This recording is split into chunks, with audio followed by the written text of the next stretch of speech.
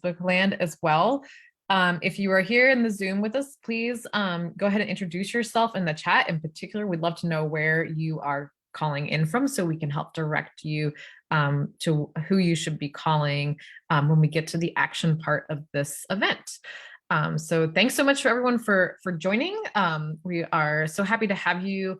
We are really excited about the action happening in DC today, where thousands of people are coming to protest the dirty deal that gives a free pass to Mountain Valley Pipeline and other polluters. And lots of us would love to be there in person and can't make it there physically, myself included. So we wanted to have a solidarity action virtually where people could help make a difference in calling their legislators. So that's what we're here to do today. We're going to start with an overview of the permitting reform bill that has been proposed by Senator Manchin and agreed to by Senator Majority Leader Schumer.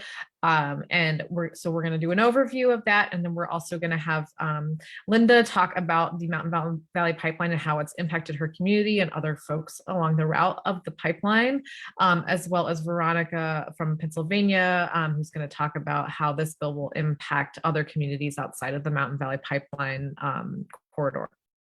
So I'm going to jump in. I think Molly is doing our tech. I wanted to quick note that somebody asked for the link to the Facebook Live.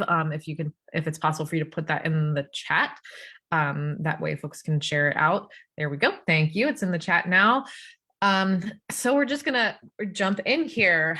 So folks might know this background, but we'll give it to anyone who isn't just entrenched in DC politics, which I'm sure is a lot of folks.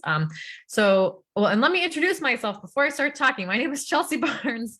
I'm the legislative director for Appalachian Voices. I'm based in our Norton, Virginia office down in Southwest Virginia. We work on issues related to the Mountain Valley Pipeline, but also issues related to coal mining and other environmental issues impacting the Appalachian region. So thanks so much for joining us today.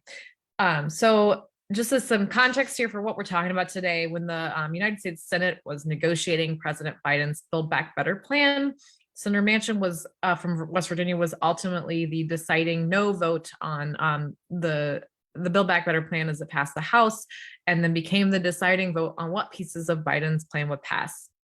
So ultimately, the Senate passed what's known as the Inflation Reduction Act, which includes provisions related to drug costs, healthcare, and huge investments in clean energy and climate change, but also unfortunately includes a number of concessions to Senator Manchin related to fossil fuel production, including offshore drilling. So the Inflation Reduction Act was a reconciliation bill, meaning that it was allowed to pass through the Senate on a party line vote of 50-50, with Vice President Harris casting the tie-breaking vote. But as part of that deal, Manchin and Schumer also agreed to a permitting reform bill. The bill text has not been released yet, but Senator Manchin did release a framework for the bill, and a draft of it leaked to Bloomberg in August. This bill is not eligible for that reconciliation process, which is why they had to do it separately. And they will need at least 10, now at least 11 Republican votes in the Senate in order to pass this bill. The framework makes a number of changes to the National Environmental Policy Act, or NEPA, the Clean Water Act, and other federal laws relating to permitting energy projects such as power plants, pipelines, mining, all with a goal of expediting the process of permitting energy projects. So we'll get into a little bit more detail on the bill, but if you'd like to see the framework yourself, there is a link on the slide that we can also try to share in the chat, so it's easier for you to click on if you want to read the whole framework of the bill. So because Senator Manchin and Senator Schumer know that most lawmakers are not going to support this permitting bill, they, along with President Biden and Speaker Pelosi, agreed to tie the bill to a government funding bill that has to pass before the end of September, or else the government will shut down. So to be perfectly clear, this deal is designed to force the hand of Democrats who oppose the permitting bill, but don't want to have to vote to shut down the government before an election. So Manchin and Schumer know that lawmakers don't like this bill, but they're putting them in an impossible situation. So we want to get into a little bit more details on why this permitting bill is so harmful. The biggest headline for us is folks who have been working on the Mountain Valley Pipeline for years is that the framework that Manchin released says that the bill will provide congressional approval of the Mountain Valley Pipeline. In addition, it will limit the National Environmental Policy NEPA reviews.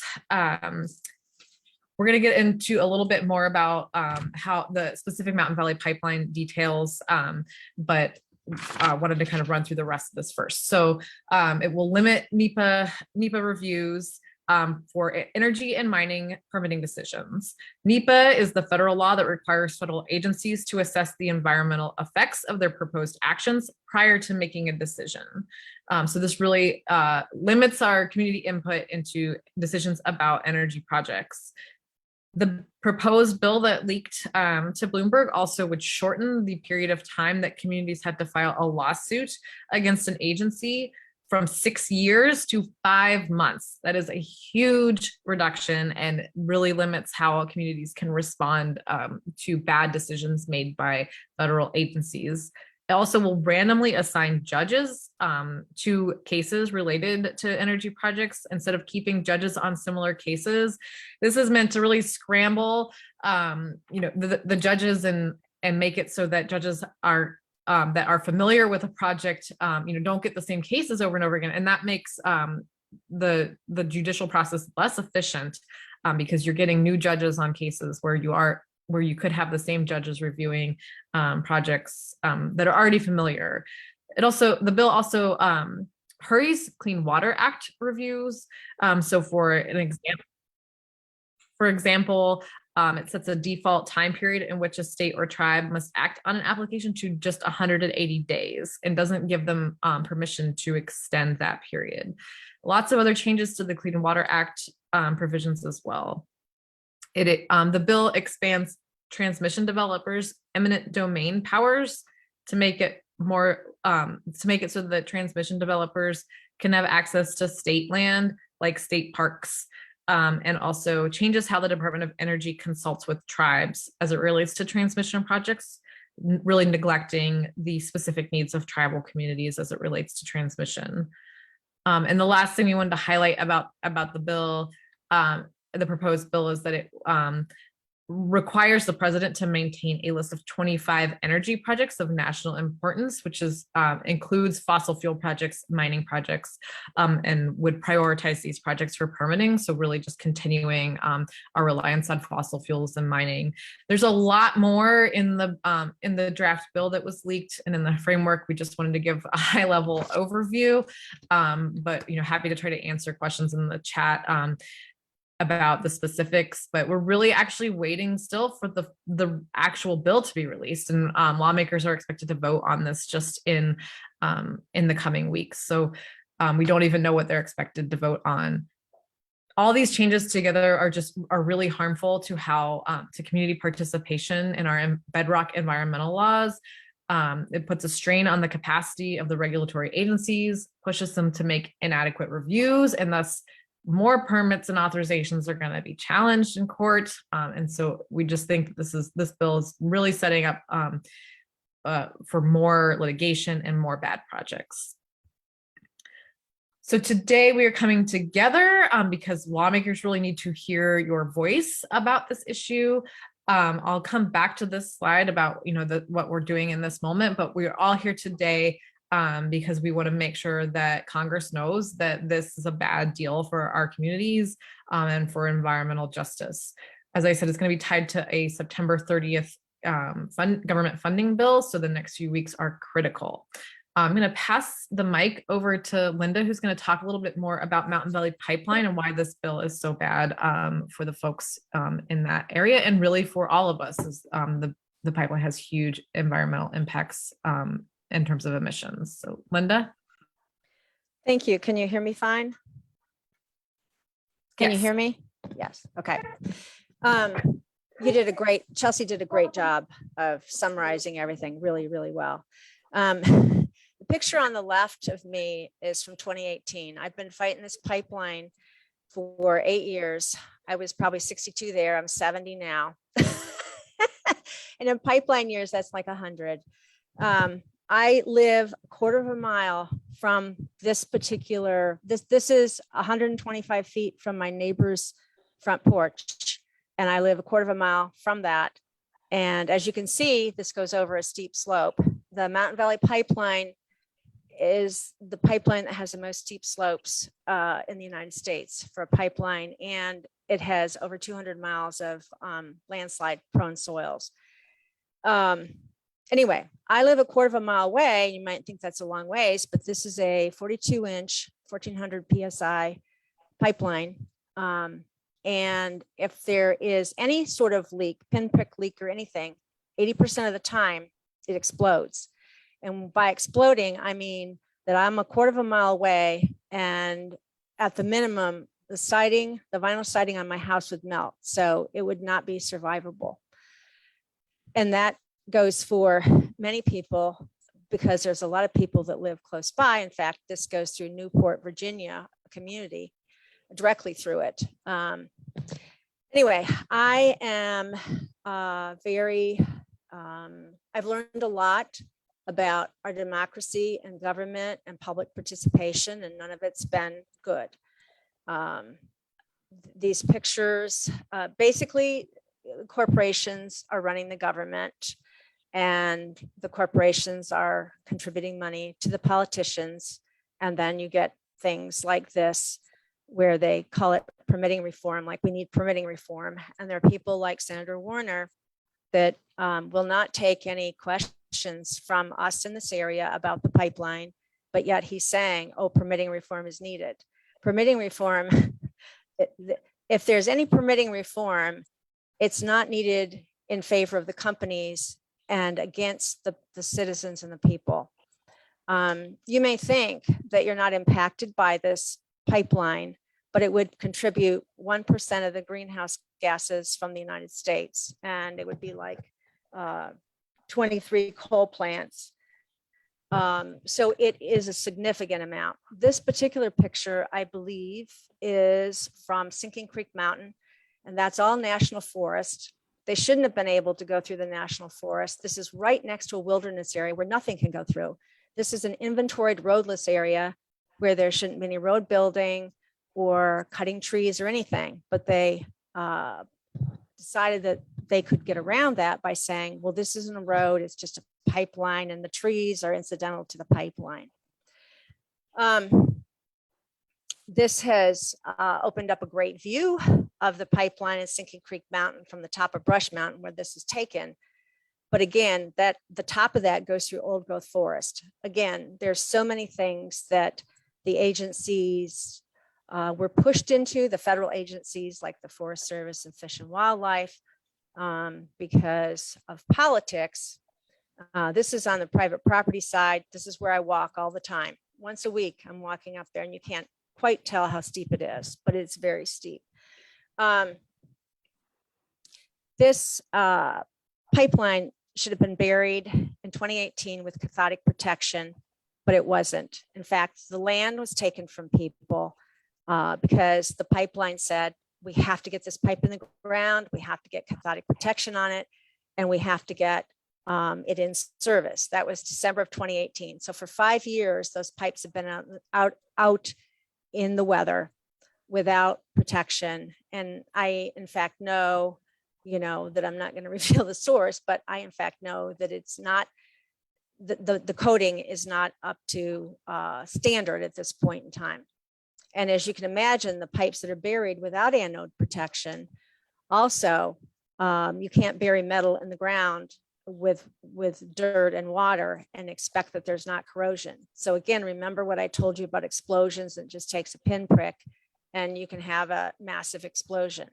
And of course, the companies that are building these pipelines are LLCs, so they have no liability. So let me see what time I'm at now. Probably getting near the end.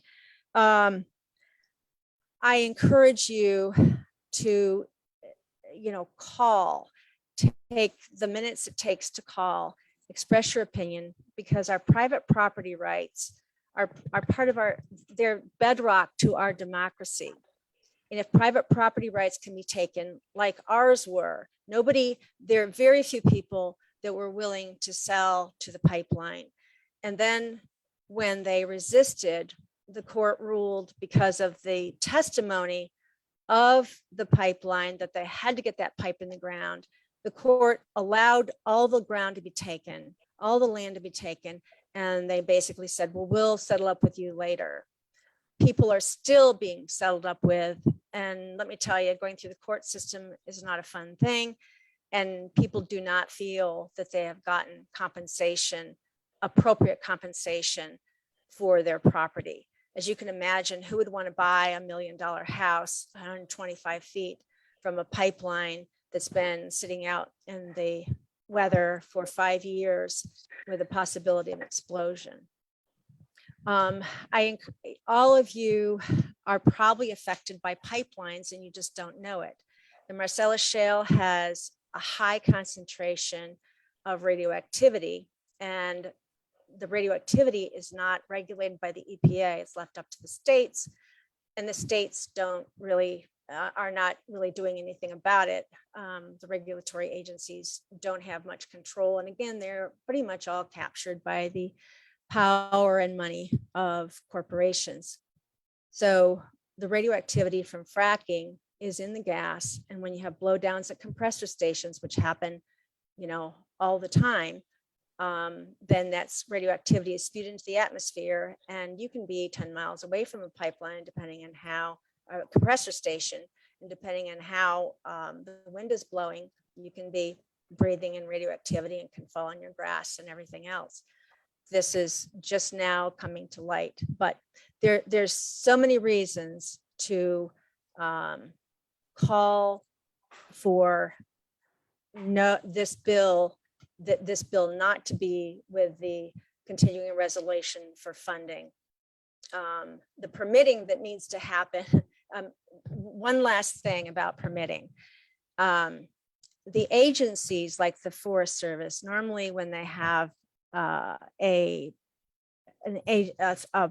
project like a pipeline, they would have an orderly process where everybody would understand what the comments are that have been made, and everybody could comment and they would have time. What's happened with FERC, who's the regulatory agency with this pipeline, with all pipelines, is that the EIS for the Forest Service becomes the FERC EIS, and FERC has allowed the pipeline to respond nilly-willy to any comments so that no one can really find out whether there has been a response and it's not organized. That's the kind of reform that's needed, FERC reform, not permitting reform that would be against the citizens and against our democracy. Thank you.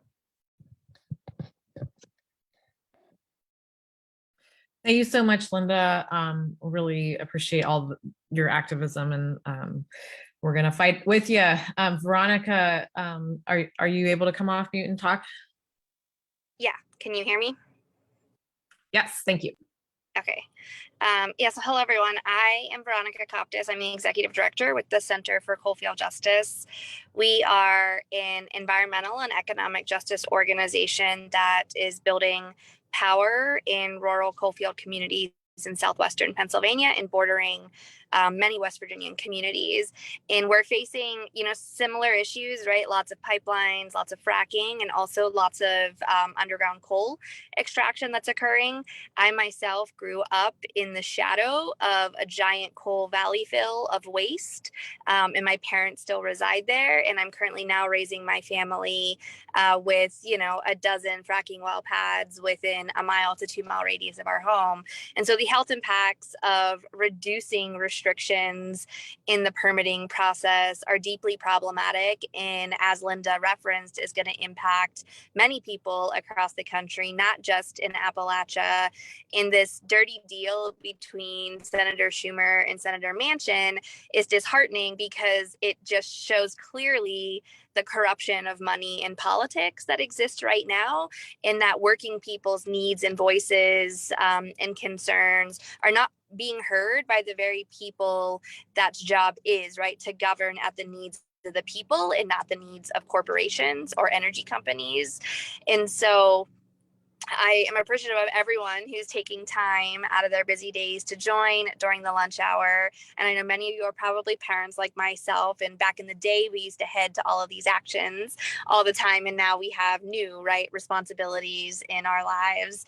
And so I really just want to encourage everyone to take action from your homes, to follow up, and to not just protect, right, our health and safety right now, but also the impacts this will have on the climate crisis, right? Making it easier to expand and dump more public money, fast track permits that are going to increase the climate crisis is only going to decrease the ability for our children and the next generation's kids to be able to survive on this planet, in our communities, and instead having us all, right, like fight for what limited resources are left. And so I think my anger is more directed to Senator Schumer and some of the standard Democrats, because this is not unexpected out of Senator Manchin. But as our Democratic leader of the Senate, Senator Schumer should know better than to agree to a process that is cutting out the ability for like true participatory democracy on legislation, and that this bill should not be attached to a spending bill that is required to be passed in order to keep our government opening, our social services functioning. So I hope all of you are going to join with us and take action to hold our legislators accountable. My legislators probably don't care, but we're still going to call them and let them know, because that's our job, right? That's our duty as active participants in society and civically engaging, is even if our legislators are bought and paid for by the fossil fuel industry, they still have to hear from us. They still have to know what they're doing is wrong, and calling our other legislators who will stand with us to give them cover, to back them, and to ensure that standing up with people on the front lines at the center of these impacts is the right thing to do in history.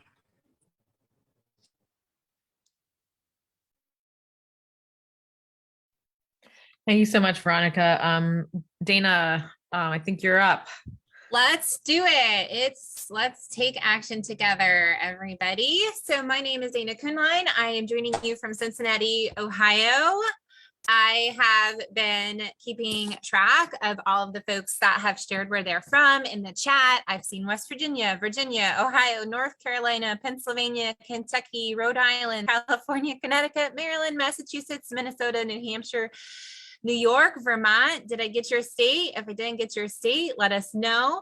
I was halfway through typing a comment in the chat that I'm going to say the answer to out loud, which Lonnie had asked if folks in Native American folks would be seeing disproportionate impacts from this bill. I can't speak to exactness, but absolutely Indigenous communities see disproportionate impacts from environmental issues, as well as low income and minority communities across our country. And those communities will get hit first and worst from the impacts of these bills.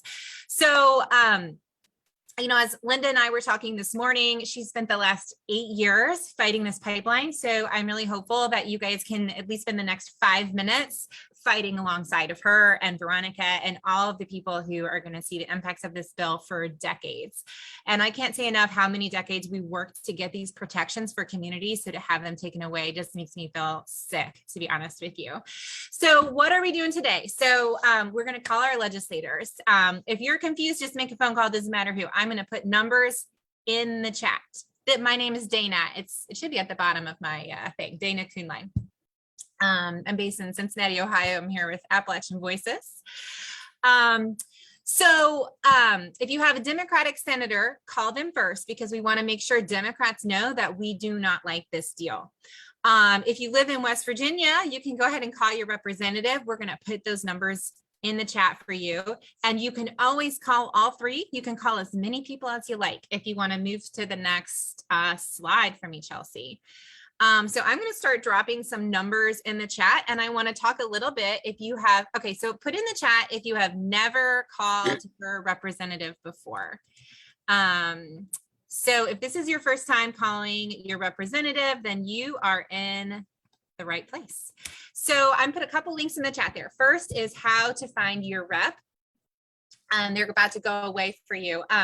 There is some links there. You can find your representative. You can find the senator by putting in your zip code or choosing your state, or you can call, if you're a phone call person, you can just call the switchboard, and that's the number that's on the slide.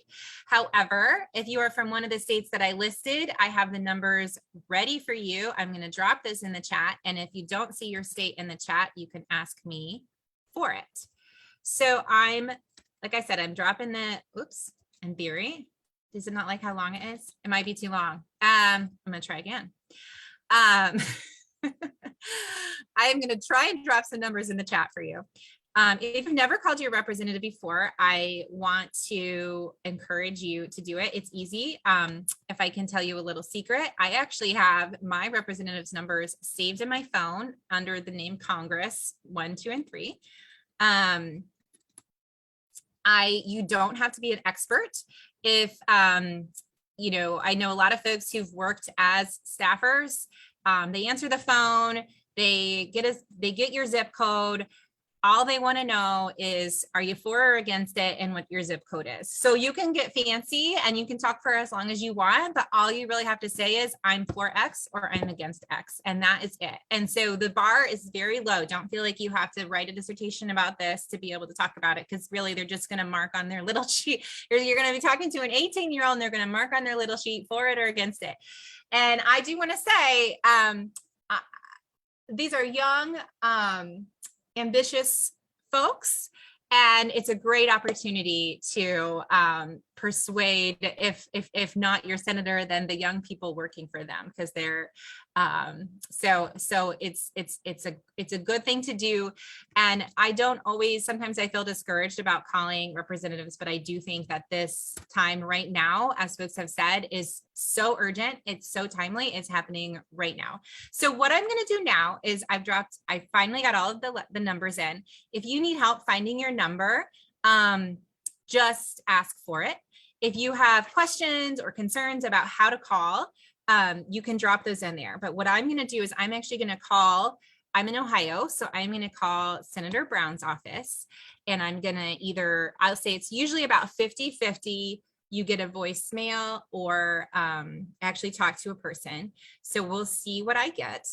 And then what you can do, if you're on mute, if you're ready to go, you can make your phone call now. You should have everything you need. Or you can watch me do it. And when you've done it, you can report out in the chat what you get. But I'm going to go ahead and make my call, and you guys can all enjoy. So, okay, I pressed the green button.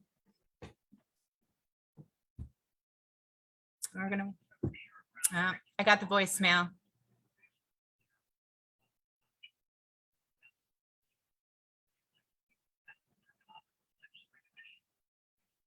All right, I'm pressing 1 to leave a comment.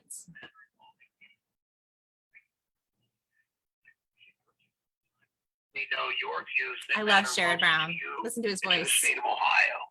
To serve you better, please be sure to include the spelling of your first and last name, your email address, your phone number, and your Ohio zip code. I'm not going to do at that. the beginning of your message. You may also leave your full mailing address if you like. For more information, or if you wish to send me an email, please visit my website at Hi, Connie. brown.senate.gov. That's BROWN, brown.senate.gov. Thank you so much for your call.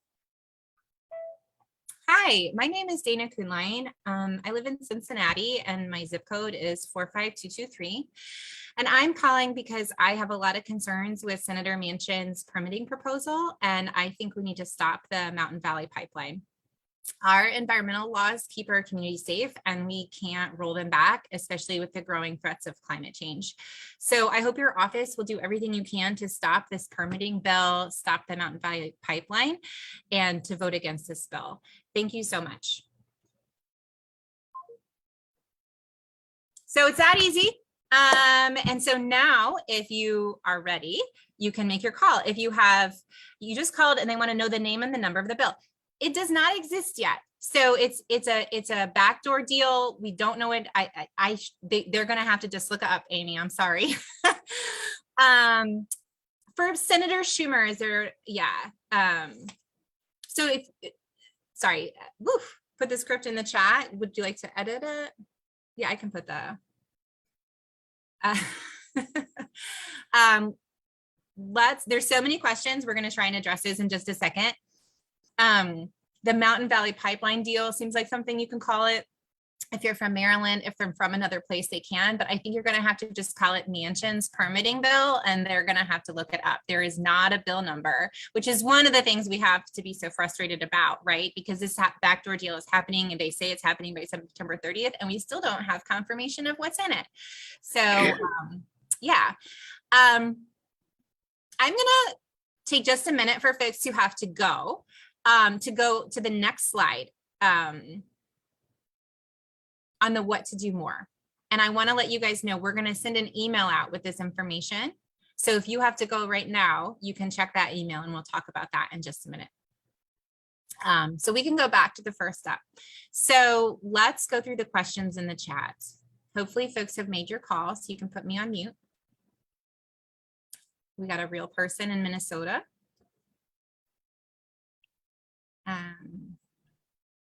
Let's go back to the script if we can. Thank you.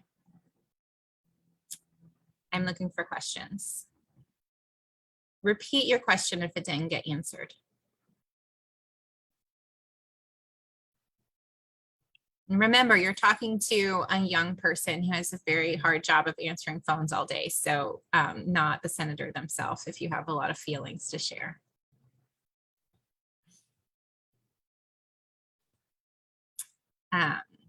The social media, yes, I can put the social media post script in the chat.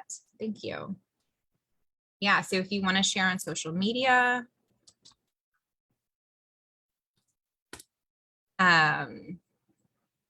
so that gives folks a link to send an email. So if you want to share that out, and you can, if you tag your person in there on Twitter, then they'll see your message, and that'll count as a little extra advocacy.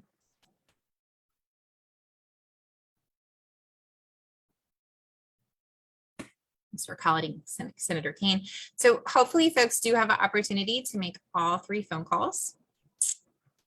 I'm going to drop the links, because I know a lot has been happening in the chat, to look up your folks if you haven't seen those. Again, I'm quiet here because I assume everyone's making their calls.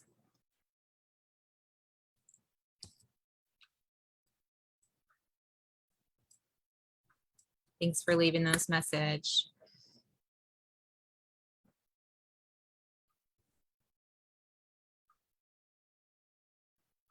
So again, you can use those tools to make your calls. And if you're done, wonderful. So lots of leaving messages. So I just want to say it is so easy. It's oftentimes just leaving a message. No information about client's position. That's great. Thank you, Jenny. It's great to hear.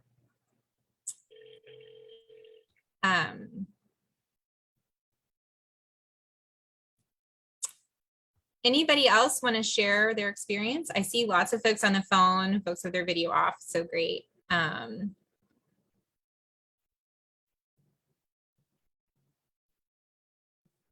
Yeah, all the more reason to call them. So yeah, I'm just going to chime in here, because I know some folks are saying that their reps are hopeless, but I think one thing to keep in mind here is that because they're tying it to the government funding bill, there are actually a lot of people like Congressman Griffith who would normally vote against the continuing resolution. So even though they might like the permitting reform bill, they might still vote against it. And then also a lot of Republicans that we've heard would want the permitting bill to go further than it does, or than we think it does at this time, based on the information that we have. So it could be that they're going to vote against it because they don't think it goes far enough. So the politics here are really mixed, and it's going to be interesting to see how this all plays out. But I think it's always worth calling, and maybe you can cater your message to the person you're calling if you know more about them. I think, yeah. And as Veronica is saying in the chat, we often hear things like, well, we're not getting any calls on this, you know, and I think that's because folks, you know, they want that. They want you to give up and they want you to feel like your voice doesn't matter. But when it's a, you know, it's a chicken and the egg or a double-edged sword, when you fall into that trap, you definitely don't get heard. Another thing I'll say about emails versus phone calls is phone calls mean about 10,000 times more to a staffer than an email does. It's much more impactful way to get your point across.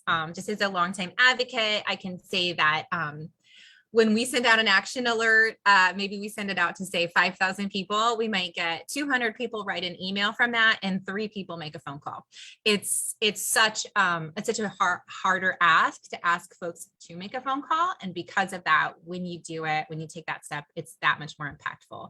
So if you haven't had a minute to make your phone call, I highly encourage you to call both senators and your representatives today, and most likely you are just going to leave a message. And if you have time and you think about it, call them tomorrow. Because if you put them in your phone, you're sitting at the dentist office waiting for your turn, you can just call in and let them know what you're thinking about that day. So I know when I didn't have health insurance, I used to call my representative every time I took my kids to the doctor, just to let them know that we were a family that was struggling with access to healthcare. So you can use your democracy however you like. And then my favorite quote, I think, is possibly Gandhi, but it's, if you think someone small doesn't have any power, you've never spent a night with a mosquito in your tent. So nothing else can beat a mosquito in the tent.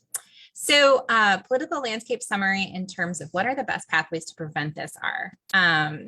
That is our hope. So our top hope, and what folks are asking for, I think your name is Eliza, is that they decouple the permitting bill from the spending bills, and so that they can pass the budget and keep the government open without having to vote on permitting. So that would be the easiest, because if this permitting bill had to stand on its own, it's incredibly unlikely that it would have any path forward. So the decoupling is an interesting question. So one of the strategies that Grijalva is trying right now, and Chelsea, I apologize, you may be better at speaking to this, is to try and get as many Democratic representatives as possible to sign onto a letter and say that they won't vote to keep the government open if the permitting bill is attached. And so since we expect about 50 Republicans or so to vote, they need, there's a number of votes that the Democrats need to keep the government open. And so if Grijalva, as a representative from New Mexico, can get enough folks on his letter, then they can kind of create a force to say the government's going to get shut down if we don't vote for this. So you need to get the permitting bill off of that. So calling representatives is definitely incredibly important, especially if Democratic representatives, to let them know that that's the choice that you would like to see them make. So yeah, who decides about decoupling? I mean, at the end, it's going to be House and Senate leadership. And so Pelosi and Schumer in the end is what I would say. Chelsea, hopefully I got that right. That is all right. We need enough members of Congress to say, we don't like this and we will vote to shut down the government if it's included in the CR, in the continuing resolution. And then that will force Pelosi and Schumer to take it out of the continuing resolution and probably make Senator Manchin mad. But he's made all of us mad before, so he can take a turn at being mad. And then I think it'll play out from there. Yeah. So I want to move on. I'm assuming folks have either had time to make their calls, or if they're still making them, thank you. Chelsea, if you can keep an eye on the chat, I'm going to talk a little bit about for questions I should be answering. So if you want to do more, and I know folks ask questions like, I'm a teacher, how does this affect my students? How can I teach about it? That's definitely something we can talk more about. We have a lot of resources on this that we can share. There's a lot of articles on the Appalachian Voices website that you can use to learn more. But if you want to write a letter to the editor of your state or local paper, I want to say the comment section is one of the most popular parts of the paper. So it's the most likely that people in your community will read it, as well as your legislators. So we have sample language that I just dropped in the chat in the document, and as well as we'll send that out via email to you all to help you get started on writing a letter to the editor. It's pretty simple. It's pretty fast. It's just a couple hundred words. And we know that they read those. In fact, we've gotten angry calls before from legislators when they didn't like what our letter to the editor op-ed was saying. So they definitely read them and make note of those. So that's another really impactful way to make your point. And given this deadline of September 30th, we do have, if it gets out there in the next week or so, it's absolutely incredible timing to be really influencing the arc of this bill and what could happen. So if you have questions about the letter to the editor process, you can drop those in the chat as well. You can also share on social media, and somebody asked earlier, but I know the chat's moving fast, so I'm going to drop that language again. And also this will be in your follow-up email, but there's sample language that you can cut and paste over to any social sites that you have access to. And that link in there is for folks, will enable folks to send a quick and easy email to their representatives. So those are two pretty simple ways that you guys can help. In addition to making a phone call, does anybody else have ideas for what folks can do to take action, or any other questions for us as we go forward? I hear and ask about the Grijalva letter. Let me double check if that's public. Yeah, we have it. We can share it via email. There's not like a link that we can put in the chat. Yeah. But also, if you are emailing or calling your representative, you can tell them that they can contact Congressman Grijalva. Because if anybody calls Grijalva's office and said we want to sign on to your letter, they'll know what the letter is.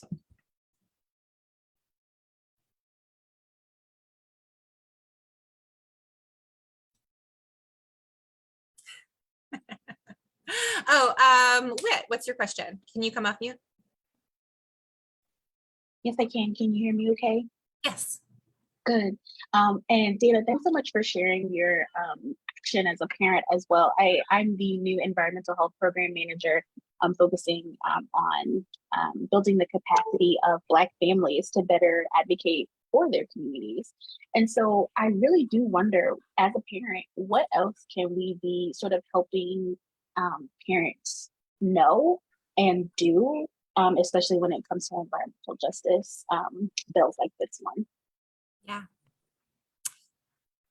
I mean, first of all, I think there's a lot of parents on this call. So if folks could feel comfortable answering that question in the chat, and Chelsea is a relatively new parent, so she may have some fresh energy about how things have changed for her too.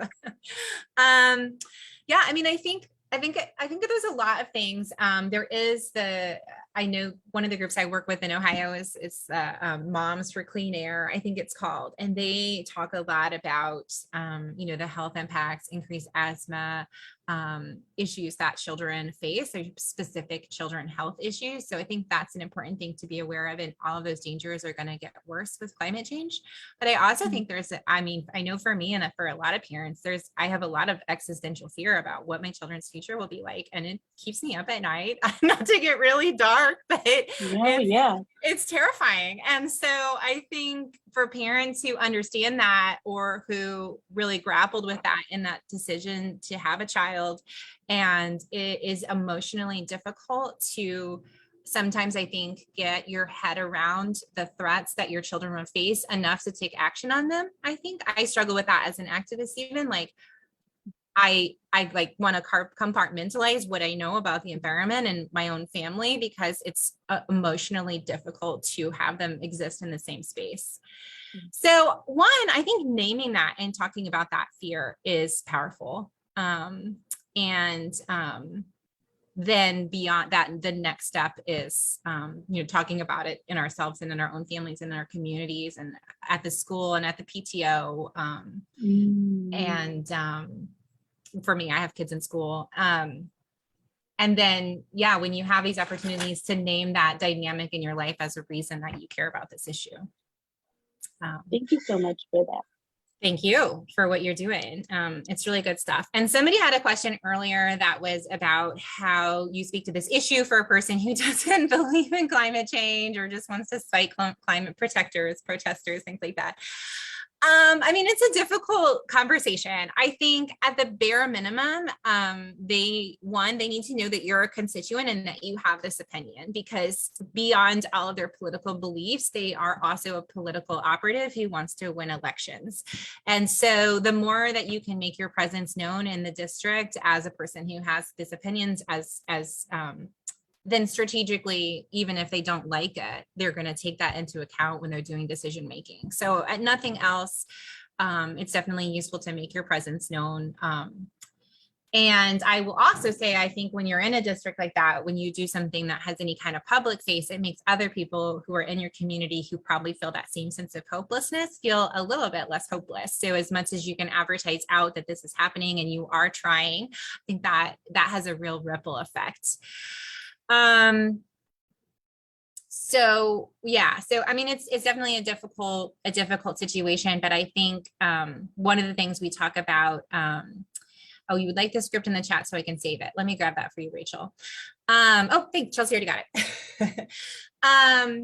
You know, I always go back to common values, and I think Whit's question is a really good one. When we get to it, is like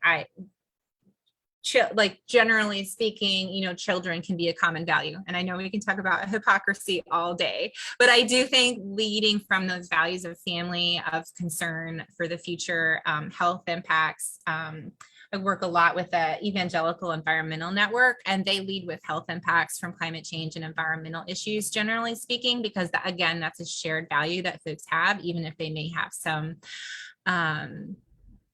differences on, maybe they don't believe in climate change, but they're not pro asthma, right? So how do you have that conversation with folks? So yeah, it's something you're going to have to find within yourself that feels authentic and like it's your own voice talking. I can't tell you how to say it, because at the end of the day, you're the one talking and you need to find it for yourself. But I do think for me, I always start from a place that I feel completely sure of, that nobody's ever going to convince me off of, which is that I know my children deserve a healthy planet to live on, and that nobody should get pushed out of their home, and nobody should have something dangerous built next to their house and feel like they need to move. I just believe that. You will never convince me otherwise. And so I'm not great with facts. I'm not great with numbers. I'm not going to memorize the PSI of a pipeline. That will never stay in my head. But I also will never forget that nobody should live in fear in their own house. So that's for me, when I'm trying to convince someone or having a conversation, I go back to those core values of things that I feel really strongly of, and I think generally are somewhat universal. So other questions for folks? This has gone on a little long, and I think Chelsea and I have to jump soon for another call, but I may have missed somebody who has lost hope in the climate movement, but was once an active part of it. I mean, all of us get burnout. That's real. And I think all of us get burnout probably for really good reasons. So I think respecting Chelsea said, how did this turn into a therapy session? And it's because it's real. These issues, I mean, they're very emotional. So I'm all for it. Probably because you let me take the mic, Chelsea. Thanks for being our therapist. Let me work you guys through all of your feelings about calling your legislature in the Mountain Valley Pipeline. But I think sometimes we have to take different, I think one, it's like there is always something you can do. And that may look different for you from day to day. So some days you can do everything, and you can go to a protest, and you can organize the protest, and you can call everybody, whatever. And other days, you know, you're just going to do the minimum. So I think it's a long road, and the work will always be there. And so finding the place that makes sense for you to plug in, and what feels possible for you to do that day. So one of my email quote for many years was, never do nothing, because you can only do a little. So I think that is The minimum is, yeah, pet your animals. Try not to yell at your spouse too much. Things like that. Any other questions, emotional, legislative or otherwise, that we can do before we have to run? Yeah, thank you all so much. I can't believe there's still 60 folks on this webinar. I'm so excited, and we'll get that email out to you all in just a minute. So any other questions before we hop off?